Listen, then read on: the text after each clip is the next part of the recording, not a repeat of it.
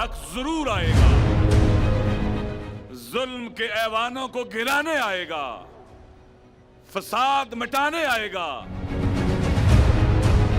मेहदी बरहक की याद, उनका इंतजार, यानी जुल्म के मिटने का इंतजार, अदले इलाही के नफाज का इंतजार, अल्लाह की जमीन पर अल्लाह की हुकूमत का इंतजार, ये हर मुसलमान का अकीदा है।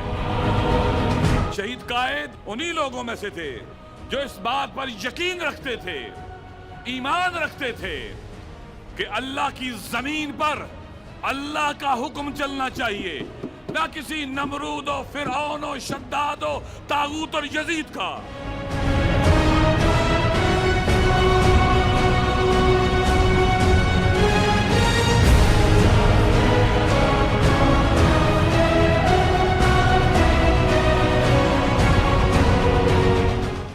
आइए शहीद कायद के अरमान और आरज़ुओं से तजदीद अहद करें, आए उनके रास्ते से तजदीद अहद करें।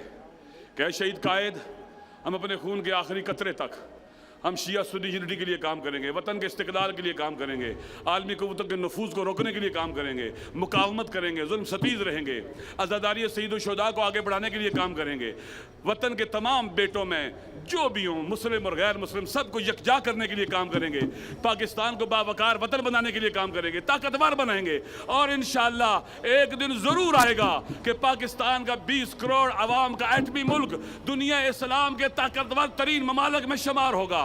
हम ऐ शहीद वादा करते हैं कि पाकिस्तान की खारजा पॉलिसी हो या दाखिला पॉलिसी हो, पाकिस्तान के कौमी मफादात के मुताबिक बनाने में रोल प्ले करेंगे और आलमी कुव्वतों के यजीदों के नफूज को हमेशा काउंटर करेंगे, मुकाबला करेंगे। लब्बैक या हुसैन, लब्बैक।